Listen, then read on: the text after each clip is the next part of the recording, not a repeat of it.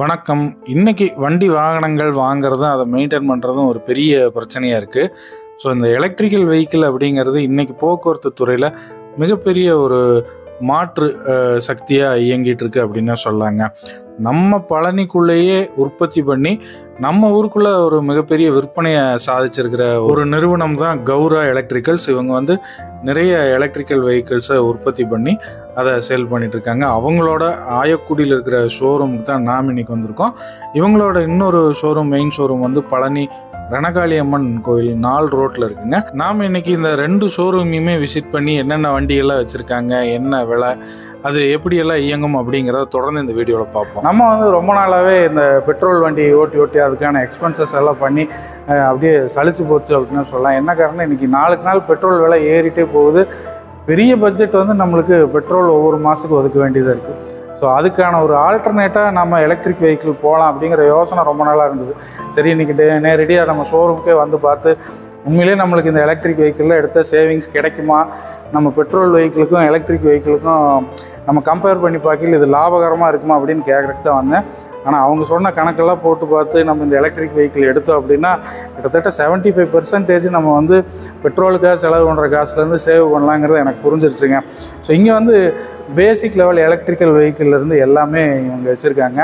இது எல்லாமே நம்ம பழனி பக்கத்துலேயே மேனுஃபேக்சர் பண்ணுறாங்க அப்படிங்கிறது தான் ஒரு ஆச்சரியமான விஷயம். இவங்களோட ஷோரூம் ஆயக்குடியில் ஒன்று இருக்குது, பழனி ரணகாளி அம்மன் கோயில் 4 ரோட்டில் ஒன்று இருக்குங்க.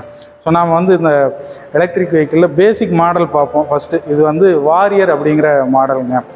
இந்த வாரியர் மாடல் எலக்ட்ரிக்கல் வெஹிக்கிளில் பார்த்தீங்கன்னா 61,000 ரூபாயிலிருந்து 1,10,000 ரூபா வரைக்கும் உங்களுக்கு வெஹிக்கிள்ஸ் இருக்குங்க. இப்போ நீங்கள் பார்க்குறது பேசிக் மாடல்.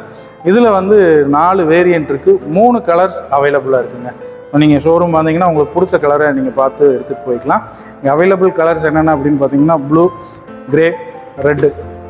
ஸோ உங்களுக்கு இந்த கலர்ஸ் எல்லாமே பார்க்குறதுக்கு நல்லாயிருக்கும். அதே மாதிரி எலக்ட்ரிக்கல் வெஹிக்கிள் அப்படின்னா பொங்குன்னு சின்னதாக இருக்கும் அப்படிங்கிற ஒரு மனப்பான்மை நம்ம எல்லாருக்குமே இருக்குது. அப்படியெல்லாம் இல்லை, நார்மல் உங்களுக்கு என்ன ஸ்கூட்டர் மாடல் பெட்ரோலில் என்னென்ன மாடல்ஸ் இருக்கோ அது எல்லாத்தையும் விடவே இது லுக் வைஸாகவும் வெயிட் வைஸாகவும் பார்க்குறதுக்கு பிரமாதமாக இருக்குது. ஸோ இந்த வாரியர் மாடலில் என்ன ஒரு சந்தோஷமான விஷயம் அப்படின்னா இதை ஓட்டுறதுக்கு உங்களுக்கு லைசன்ஸ் தேவையில்லைங்க. பல பேருக்கு இந்த வண்டி புதுசாக எடுக்கணும், இல்லை வண்டி ஓட்டி பழகணும் அப்படின்னாலே ஒரு கிளி அடிக்கிற விஷயம் இந்த லைசன்ஸ் வாங்குறது தான், 8 போட்டு காட்டுறது அப்படிங்கிறது. ஸோ இதை ஓட்டுறதுக்கு உங்களுக்கு லைசன்ஸ் தேவையில்லை. இதுக்கு இன்சூரன்ஸும் உங்களுக்கு தேவைப்படாது. ஏன்னா இது ரொம்ப low speed light vehicle, electric vehicle அப்படிங்கிறனால தான். லைசன்ஸ் இல்லை, இன்சூரன்ஸ் இல்லை, அதெல்லாம் சரிதாப்பா. பெட்ரோல் வண்டிக்கும் இந்த எலக்ட்ரிக் வெஹிக்கிளுக்கும் நம்மளுக்கு என்ன மிச்சமாகும், இதை எடுத்தோம் அப்படின்னா நமக்கு உண்மையிலேயே சேவிங்ஸ் கிடைக்குமா அப்படிங்கிறது நீங்கள் கேட்க வர்றது புரியுது. ஸோ உங்களுக்கு இந்த வண்டியுடைய பேட்டரிக்கு நீங்கள் ஃபுல் சார்ஜ் பண்ணிட்டீங்க அப்படின்னா 140 கிலோமீட்டர் மைலேஜ் உங்களுக்கு கிடைக்குங்க. ஒரு ஃபுல் சார்ஜை நீங்கள் எடுக்கிறதுக்கு 4.5 மணி நேரம் சார்ஜ் பண்ணணும். அந்த 4.5 மணி நேரம் சார்ஜ் ஆகிறதுக்கு 2 யூனிட் தான் உங்களுக்கு கரண்ட்டை கன்சியூம் பண்ணுங்க. இப்போ 2 யூனிட் அப்படின்னா ஒரு யூனிட்டுக்கு 5 ரூபாய்னு அதிகபட்சம் வச்சாலே நமக்கு 140 கிலோமீட்டருக்கு 10 ரூபா செலவாகுதுங்கிறது ஒரு அருமையான விஷயம் தானே. அப்போ கண்டிப்பாக நமக்கு சேவிங்ஸ் தான். 140 கிலோமீட்டருக்கு என்ன பெட்ரோல் நீங்கள் உங்கள் வண்டிக்கு மைலேஜுக்கு அடிக்கணுங்கிறத யோசித்து கணக்கு போட்டு பாருங்கள், இது எவ்வளோ மிச்சப்படுத்து அப்படிங்கிறது உங்களுக்கே புரியும்.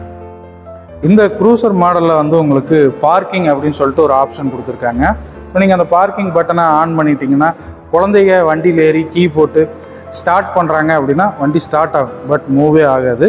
இந்த பார்க்கிங் நீங்கள் டிசேபிள் பண்ணால் மட்டும்தான் வண்டி மூவ் ஆகுது. எதுக்காக அப்படின்னா இந்த குழந்தைங்க, வயசானவங்க, இல்லை இந்த வண்டியை பற்றி விஷயம் தெரியாதவங்க ஆப்ரேட் பண்ணி வண்டி தேவையில்லாமல் மூவ் ஆகி ஏதாவது விபத்துக்கள் ஏற்படாமல் இருக்கிறதுக்காக ஸ்பெஷலாக அதை கொடுத்துருக்காங்க.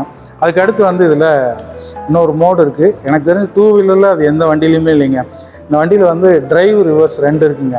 நீங்கள் ரிவர்ஸ் மோடு போட்டிங்க அப்படின்னா பெரிய லக்கேஜ் எல்லாம் வச்சுருந்தீங்கன்னா கொஞ்சம் லைட்டாக ரிவர்ஸ்லேயும் மூவ் பண்ணிக்கலாம். அது ஒரு அருமையான ஆப்ஷன். அதுக்கு அடுத்து பார்த்திங்கன்னா இந்த வண்டியில் க்ரூசர் அப்படின்னு சொல்லிட்டு ஒரு ஆப்ஷன் இருக்குது. இதெல்லாம் காரில் தான் அதிகப்படியாக நம்ம கேள்விப்பட்டிருப்போம். என்னென்னா நீங்கள் ஒரு குறிப்பிட்ட ஸ்பீடில் போயிட்டு இந்த எக்ஸலேட்டரை லாக் பண்ணிட்டீங்கன்னா அந்த ஸ்பீடில் அப்படியே கான்ஸ்டண்ட்டாக போயிட்டே இருக்குங்க. அதுக்கு அடுத்து இந்த வண்டியுடைய கீ, இதில் உங்களுக்கு ரிமோட் கொடுத்துட்றாங்க. கிட்டத்தட்ட ஒரு குட்டி கார் மாதிரி தான் அப்படின்னு வச்சுக்கிங்களேன். இந்த ரிமோட்லேருந்தே நீங்கள் இந்த எலக்ட்ரிக்கல் வெஹிக்கிளை ஸ்டார்ட் பண்ணிக்கலாம், ஆஃப் பண்ணிக்கலாம். அதே மாதிரி இதில் ஆன்டி தெஃப்ட் அலாரமும் இருக்குது. அதை போட்டு நீங்கள் லாக் பண்ணிட்டீங்க அப்படின்னா வண்டியுடைய பேக் வீல் வந்து லாக் ஆயிரும். யாராவது அதை நகர்த்துனாங்கன்னா உங்களுக்கு அலாரம் அடிக்கும், வண்டி மூவ் ஆகுது. ஸோ நமக்கு ஒரு அலர்ட் கிடச்சிரும். ஸோ இந்த வண்டியுடைய ஆன்டி லாக் சிஸ்டம் எப்படி ஒர்க் ஆகுதுங்கிறத பார்க்கலாம். முதல்ல வந்து நம்ம வண்டியை லாக் பண்ணிட்டோம். இப்போ ஒரு பீப் சவுண்ட் வந்து இல்லைங்களா, இப்போ லாக் ஆகிடுச்சு. இதில் வந்து இந்த ஆன்டி தெஃப்ட் வந்து இப்போ ஆக்டிவேட்டில் இருக்குது. யாராவது வண்டியை மூவ் பண்ணாங்கன்னா இந்த அலாரம் கேட்டே இருக்கும். நீங்கள் வந்து இதை அன்லாக் பண்ணுற வரைக்கும் இந்த சவுண்டு கேட்டே இருக்கு. ஆஃப் ஆயிடுச்சு. இதெல்லாம் வந்து காரில் தான் இருக்குது. நீங்கள் நம்ம டூ வீலருக்கு மாட்டினோம்னா இதெல்லாம் தனியாக தான் மாட்டணும். பட் இந்த எலக்ட்ரிக்கல் வெஹிக்கிள் இந்த ஆப்ஷன்லாம் உங்களுக்கு இன்பில்ட்டாகவே வந்துடுதுங்க. சூப்பரான விஷயம். இந்த வாரியர் மாடல் ஈவியில் உங்களுக்கு லித்தியம் ஃபெரோஸ் பாஸ்பேட் அப்படிங்கிற பேட்டரி யூஸ் பண்ணுறதுனால எந்த சூழ்நிலையிலையுமே உங்களுக்கு அது வெடிக்கும் இல்லை ஹீட் ஆகும் அந்த மாதிரி பிரச்சனையே உங்களுக்கு வராதுங்க. அது எல்லாமே டெஸ்டிங் பண்ணி தான் இந்த வண்டிக்கு கொண்டு வந்திருக்காங்க. இப்போ வரைக்கும் சேலான எந்த வண்டியிலையும் அந்த இஷ்யூஸ் ஹீட் அண்டு ஃபயர் பேட்டரியில் ஆகிற அந்த இஷ்யூஸ் வரவே கிடையாது. அது மட்டும் இல்லாமல் இந்த மாடல்ஸில் உங்களுக்கு 2 வீலுக்குமே டிஸ்க் பிரேக் கொடுத்துட்றாங்க. இதில் வந்து உங்களுக்கு 61,000 1,10,000 வரைக்கும் 4 வேரியண்ட் இருக்குது. நீங்கள் எந்த வேரியண்ட்டு என்ன பேட்டரி பேக்கப்பில் வேணும்னு கேட்குறீங்களோ அதுக்கு தகுந்த பட்ஜெட் ப்ரைஸிங் உங்களுக்கு வரும். அதை நீங்கள் நேராக ஷோரூம் வந்தீங்க அப்படின்னா உங்களுக்கான கொட்டேஷன் வந்து அவங்க கொடுப்பாங்க. இந்த மாடல் கௌரா G6 ரீசெண்டாக லேட்டஸ்ட்டாக லான்ச் பண்ணியிருக்காங்க கௌரா எலக்ட்ரிக்கலில். என்ன ஸ்பெஷல் இதில் அப்படின்னு பார்த்தீங்கன்னா, இது வந்து ரெஜிஸ்ட்ரேஷன் பண்ணக்கூடிய ஒரு மாடல். நார்மலாக நீங்கள் பெட்ரோல் வெஹிக்கிள்ஸ் ஓட்டுவீங்க இல்லைங்களா, பைக்கு பெட்ரோல் ஸ்கூட்டர்ஸ் எல்லாம் நீங்கள் எப்படி ஓட்டுறீங்க அதே மாதிரி தான் இதை வந்து நீங்கள் லைசன்ஸ் வேணும், கண்டிப்பாக இதை ட்ரைவ் பண்ணுறதுக்கு ஹெல்மெட் போட்டிருக்கணும். அதே மாதிரி இதுக்கு இயர்லி ஒன்ஸ் இன்சூரன்ஸ் நீங்கள் இதுக்கு பண்ணியே ஆகணும். இதை ரெஜிஸ்டர் பண்ணி ஆர்டிஓ ஆஃபீஸில் நீங்கள் நம்பர் பிளேட் போட்டால் மட்டும்தான் இதை நீங்கள் வந்து ரோட்டில் ஓட்ட முடியும்.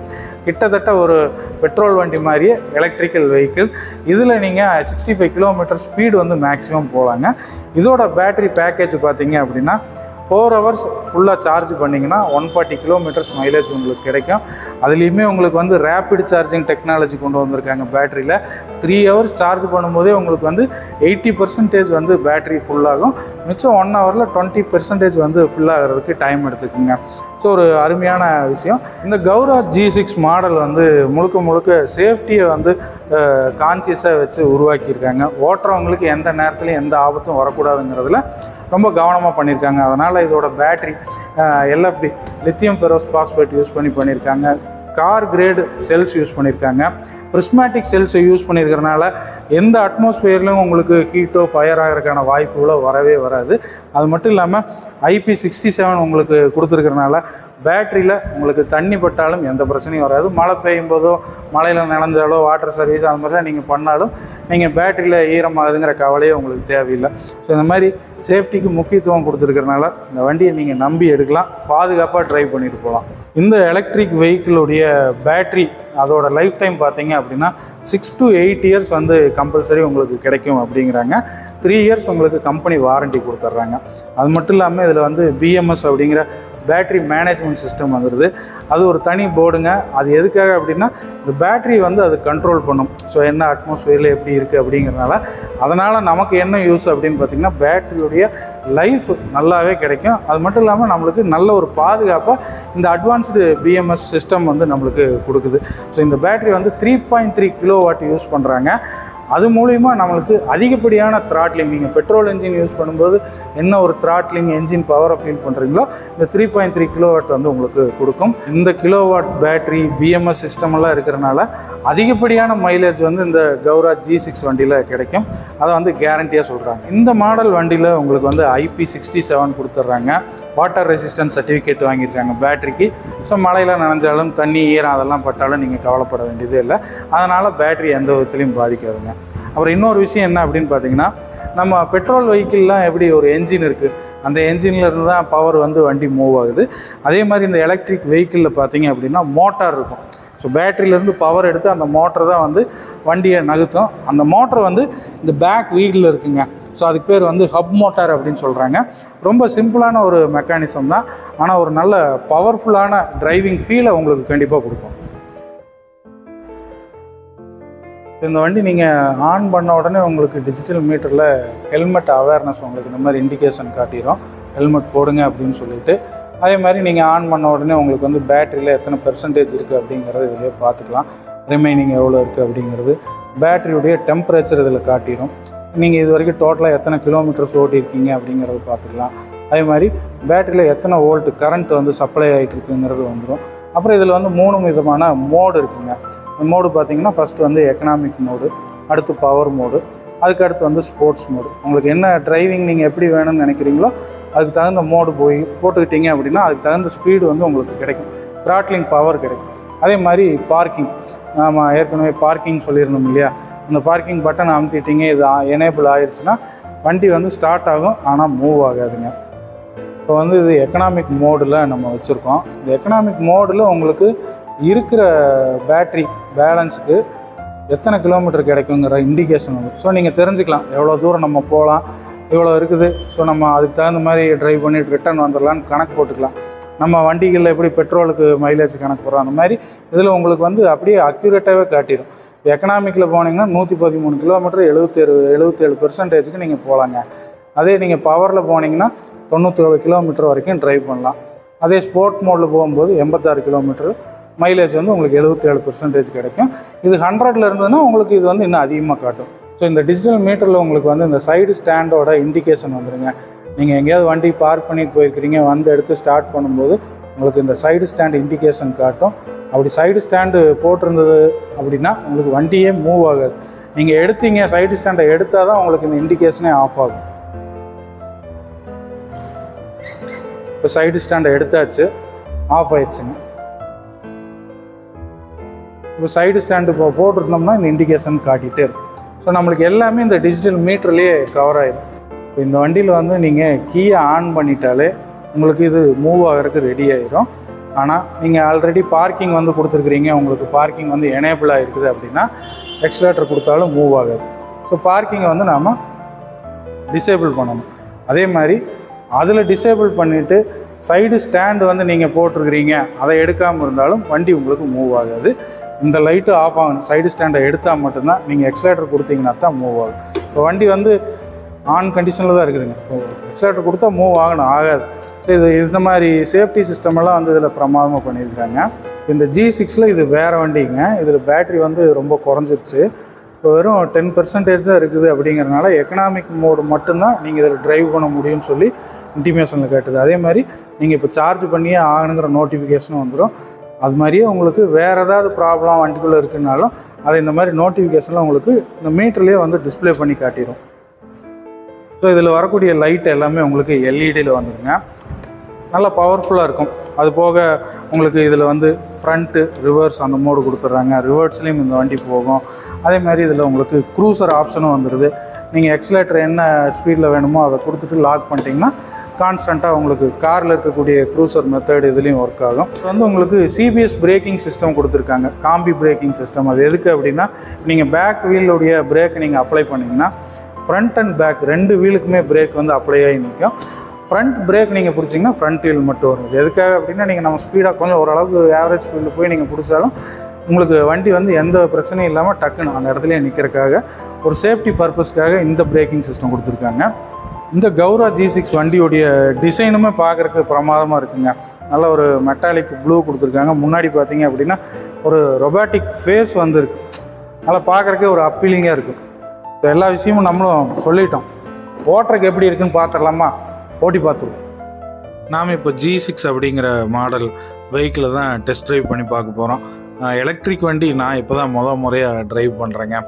நல்லா இருந்தது. என்ன எனக்கு ரொம்ப ஆச்சரியமாக இருந்துச்சுன்னா வண்டி அதாவது வந்து என்ஜின் வந்து ஓடிட்டு இருக்கா, ஸ்டார்ட்டில் இருக்கா, ஆஃபில் இருக்கானே தெரியல. எக்ஸலேட்டர் கொடுத்து அது பாட்டுக்கு நகர ஆரம்பிக்குது. அதுவே ஆச்சரியமாக இருந்தது. ஏன்னா நம்ம அந்த பைக் ஓட்டி அந்த சவுண்ட் இருந்தால் தான் என்ஜின் வந்து ரன்னிங்கில் இருக்குது, ஆனில் இருக்குதுன்னு தெரியும். நமக்கு அப்படி ஒரு சிஸ்டமே இல்லை. இது புதுசாக அப்படியே ஒரு கார் ஓட்டுற மாதிரியே ஒரு ஃபீலிங்கில் இருக்குது. நல்ல கம்ஃபர்ட்டு, எந்த உதறலுமே இல்லை. பிரேக்கிங் எல்லாம் சூப்பராக இருந்தது. சூப்பராக இருக்குங்க ஓட்டுறக்கு. வண்டி ஓட்டுற ஃபீலிங்கே இல்லை. வண்டி ஆனில் இருக்கா ஆஃபில் இருக்கானே தெரியல. ஒரு சேஃப்டி முதன்மையாக வச்சுக்கிட்டு ஓட்டுறவங்களுடைய பாதுகாப்பை வந்து முதன்மையாக வச்சு வடிவமைக்கப்பட்ட ஒரு வண்டி. பிரேக்கிங் சிஸ்டம் எல்லாமே வந்து நல்லாயிருக்கு. எக்கனாமிக்கில் போட்டிங்க அப்படின்னா உங்களுக்கு ஒரு 40-45 மேலே ஸ்பீடே போக மாட்டேங்குது. ஸோ நமக்கு ஸ்பீடாக போகணும் அப்படின்னா நீங்கள் ஸ்போர்ட்ஸில் வச்சுக்கலாம். அந்த மாதிரி உங்களுக்கான மோடையுமே நீங்கள் வந்து செலக்ட் பண்ணிக்கலாம். அதே மாதிரி இதில் வந்து இப்போ ஃப்ரண்ட் நம்ம வந்தோம், ரிவர்ஸ் எப்படி இருக்குன்னு பார்த்துடலாமா? சூப்பராக இருக்குங்க. ஏதாவது நம்ம மேடில் எல்லாம் நிற்கிறோம் அந்த மாதிரினா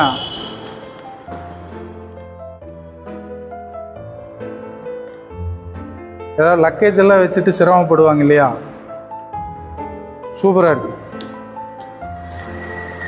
ரிவர்ஸ் மோடு ஈஸியாக இருக்குங்க, உட்காந்துட்டு நம்ம தள்ளலாம். இறங்கி கஷ்டப்பட்டு தள்ளணும் இல்லையா, அதெல்லாம் தேவையில்லை.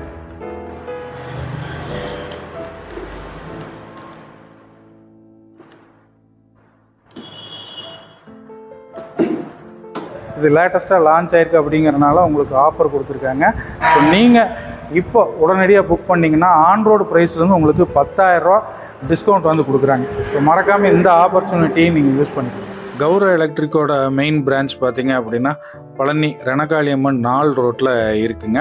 ஸோ இங்கேயும் வந்து உங்களுக்கு எல்லா வெஹிக்கிள்ஸுமே அவைலபிளாக இருக்கும். அது மட்டும் இல்லாமல் இங்கே பேசிக் மாடலான நான் சொன்னேன் இல்லைங்களா 50,000 ரூபாயிலேருந்து எலக்ட்ரிக்கல் வெஹிக்கிள் உங்ககிட்ட இருக்குதுன்னு சொல்லிட்டு அந்த மாடலில் இந்த இடத்துல வந்தீங்க அப்படின்னா இந்த பிரான்ச்சில் நீங்கள் டெஸ்ட் ட்ரைவ் பண்ணி பார்க்கலாம். அது போக 1,10,000 வரைக்கும் இருக்கிற வெஹிக்கிள்ஸுமே இங்கே அவைலபிளாக இருக்குது.